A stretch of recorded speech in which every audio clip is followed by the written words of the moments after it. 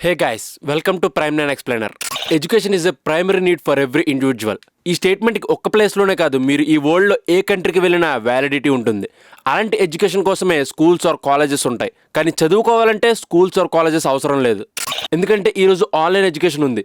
లేకపోతే మీరు ఇంట్లో కూర్చుని కూడా చదువుకోవచ్చు. దానికి కావాల్సిందల్లా చిన్న ఆసక్తి మాత్రమే. మరెందుకు ఈ కాలేజెస్ ఆర్ స్కూల్స్ అంటే, మీరు ఒక హోటల్కి వెళ్ళి ఒక దోశ ఆర్డర్ చేస్తే అది 5 స్టార్ రెస్టారెంట్ కాబట్టి దానికి ఒక 200 బిల్ వేస్తాడు. అదే దోశని మీరు రోడ్ సైడ్ తింటే దాని బిల్ జస్ట్ 20 రూపీస్తో అయిపోతుంది. రెండింటి దగ్గర ప్రోడక్ట్ ఒకటే, అలాగే టేస్ట్ కూడా ఇంచుమించు ఒకే విధంగా ఉంటుంది. కానీ ఆ రెస్టారెంట్లో ఉన్న దోశ వాల్యూ పెరగడానికి కారణం అక్కడ ఉండే ప్రొఫెషనల్స్.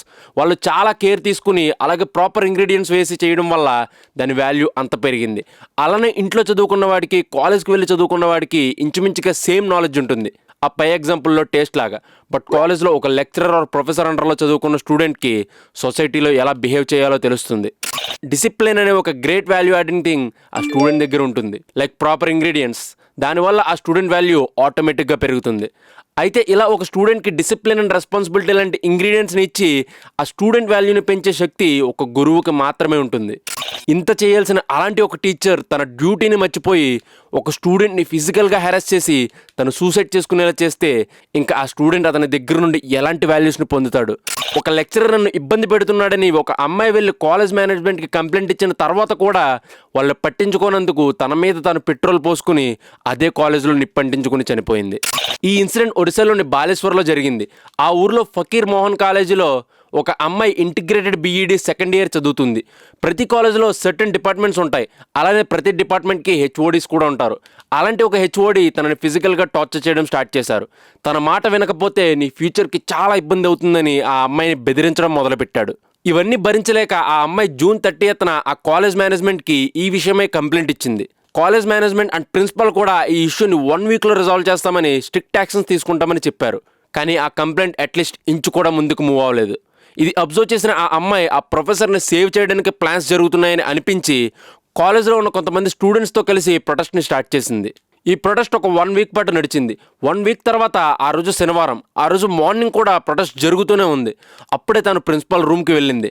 అక్కడికి ఆ హెచ్ఓడి కూడా వచ్చాడు. ముగ్గురు మాట్లాడుకున్న తర్వాత ఆ హెచ్ఓడి ఆ అమ్మాయిని వాళ్ళ ఫాదర్కి కాల్ చేయమని చెప్పాడు.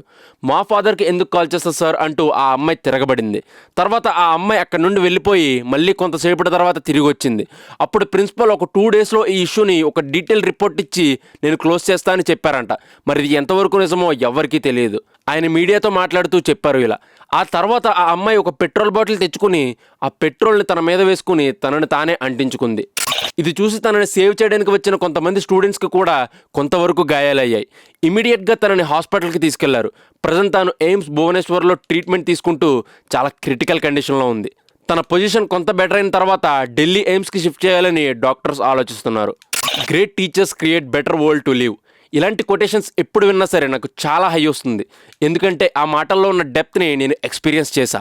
I found some great teachers and అలాంటి వాళ్ళు నన్ను ఒక పర్ఫెక్ట్ వేలో పెట్టారు కాబట్టే ఈరోజు ఈ సొసైటీతో నేను లింకప్ అయ్యి డిసిప్లైన్గా ఉంటున్నాను.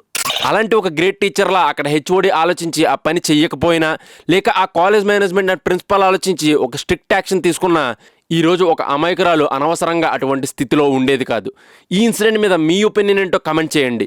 Consider subscribing to Prime 9 for more such insights.